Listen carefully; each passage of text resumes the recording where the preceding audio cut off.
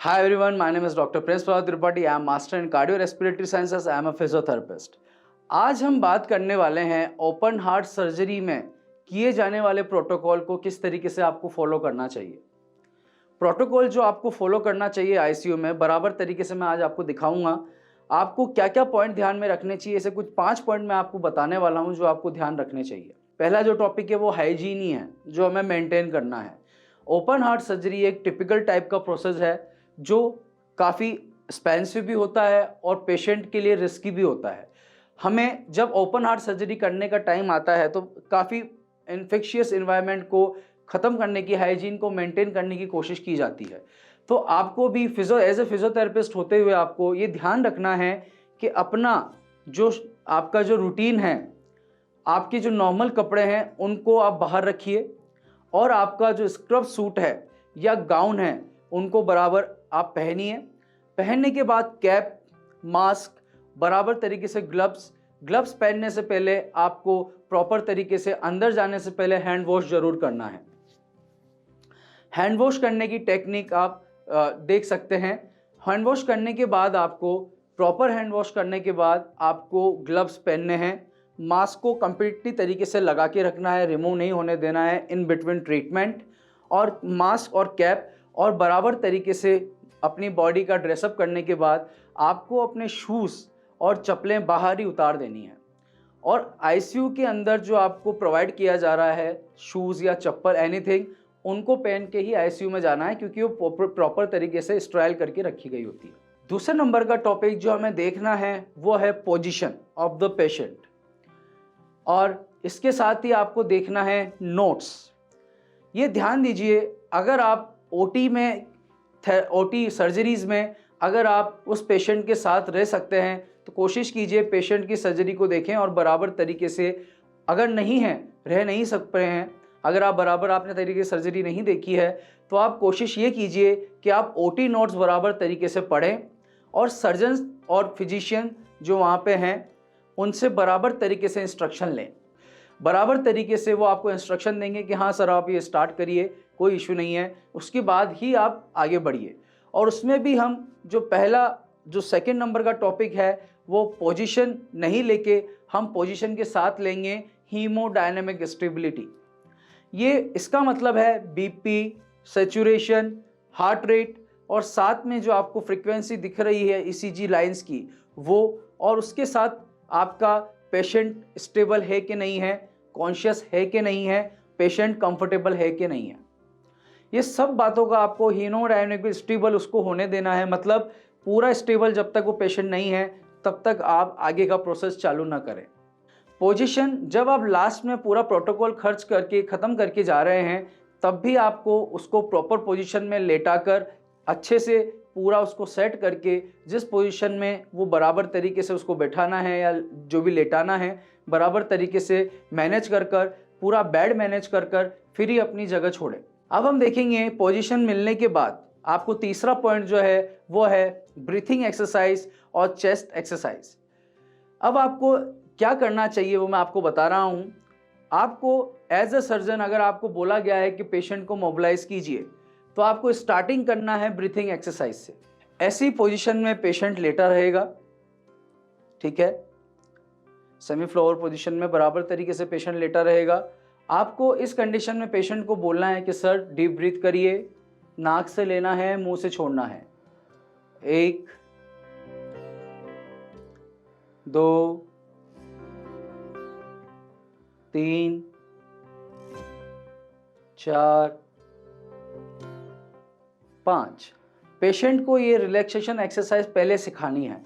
और ज़्यादातर आजकल प्री जो ऑपरेटिव होते हैं उनमें फिजियोथेरेपी को बुलाया जाता है, उनको गाइडेंस के लिए बुलाया जाता है। उस कंडीशन में पेशेंट को हम ज़्यादातर रिसर्च क्राइटेरिया में देखा गया है कि पेशेंट को अगर पहले ही कोई चीज़ सिखा दी जाती है तो वो पोस्ट ऑपरेटिव कंडीशन में उसको अच्छे से मैनेज कर पाता है। क्योंकि जब शुरुआत में उनको ओटी करके लेटाया जाता है तो उनको पेन किलर्स दिए जाते हैं जिससे पेन नहीं होता है, पर थोड़ा सा खिंचाव उनको छाती में महसूस होता रहता है। साथ में ही एक ड्रेनेज ट्यूब यहाँ से निकली हुई होती है, तो आपको ये ध्यान रखना है कि ड्रेनेज जो ट्यूब यहाँ पे निकली हुई है वो बराबर तरीके से मैनेज करना है उसको छेड़ना नहीं है, खिंचाव वगैरह नहीं देना है। कुछ पेशेंट्स में, ज़्यादातर पेशेंट्स में सेंट्रल लाइन डली हुई होती है, तो हमें ये पॉइंट बिल्कुल अच्छे तरीके से याद रखना है कि सेंट्रल लाइन को छेड़ना नहीं है। इसके लिए आप वहाँ पे जो नर्सिंग स्टाफ हैं, मैनेजमेंट स्टाफ हैं, उनसे बोलिए और बराबर तरीके से स्लाइन अगर लगा हुआ है, इमरजेंसी स्लाइन लगा हुआ है तो हटवाने की ज़रूरत नहीं है, ठीक है। अगर नहीं लगा हुआ है तो आप उसको रिमूव करवाइए। शुरुआती तौर पे रिमूव नहीं करते हैं, पहले शुरुआत में जब हम फिजियोथेरेपी करने जाते हैं, जब मोबिलाइजेशन करवाना है तभी आप रिमूव कराइए। उसके बाद अगर गलती से अगर आपका ये निकल जाता है सेंट्रल लाइन, तो आपको ध्यान देना है, बराबर तरीके से उसको प्रेस करना है। दवाई ढुल रही है उसकी चिंता मत कीजिए, सिर्फ इसको प्रेस करिए और प्रॉपरली प्रेस करके रखिए, कोई भी ब्लड बाहर निकलने मत दीजिए। यहाँ का प्रेशर काफ़ी ज़्यादा होता है, हमें सेंट्रल लाइन अगर निकल जाता है आपसे तो आपको प्रेस करना है और ब्लड को बाहर नहीं निकलने देना है। ये ध्यान रखना है कि वो जो ब्लड कंटेन है उसको बराबर तरीके से दबा के रखिए। हमें उसको आउट होने के बाद दबाना है और ब्लड को बाहर निकलने नहीं देना है और डॉक्टर्स को, नर्सिंग स्टाफ को बुलाइए। ये हुआ प्रिकॉशन जो हमें करने हैं। साथ में ब्रीथिंग एक्सरसाइज के साथ में आपको पेशेंट को चेस्ट एक्सपांशन एक्सरसाइज भी करवानी है, जो कुछ इस तरीके से। ब्रीथ करिए। अभी क्या करना है, ये जो एरिया है आपका, दोनों तरीके से इनको थोड़ा सा प्रेस करना है और पेशेंट को बोलना है ब्रीथ करें। ब्रीथ करिए। 1 2 3 4 5। ऐसा करने के बाद पेशेंट को काफ़ी अच्छा लगेगा। और जब आपको बोला जाए मोबिलाइजेशन के लिए, तब पेशेंट को ध्यान रखना है, साथ में एक सपोर्टिव स्टाफ रखें और पेशेंट को बराबर तरीके से सपोर्ट देके आपको उठाना है। उसके साथ ही आपको लेग्स भी सपोर्ट के साथ नीचे लेके आने हैं पेशेंट को बोलकर। पेशेंट जब इस तरीके से बैठा हो तो उससे पूछिए, सर आप कंफर्टेबल हैं? यस। कोई आपको तकलीफ तो नहीं है? नो। दर्द हो रहा है क्या छाती में? ठीक है। अभी आपको ब्रीथ लेने में कोई दिक्कत तो नहीं आ रही? नहीं। ठीक है। कोई कहीं पे दर्द, पैर वगैरह में चक्कर आ रहे हैं क्या? ठीक है। जब चक्कर नहीं आ रहे हैं, पेशेंट स्टेबल है, कोई भी ऐसा सिम्टम नहीं है जिससे पेशेंट आगे ट्रबल में जा सके, तो आपको स्टार्ट करना है मोबिलाइजेशन।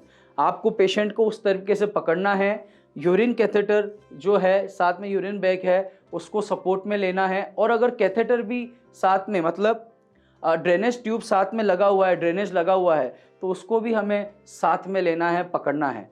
पेशेंट को 2 जनों के सपोर्ट से धीरे से खड़ा करना है, आराम से, और पेशेंट से वापस कंफर्म करना है, सर आपको चक्कर तो नहीं आ रहे?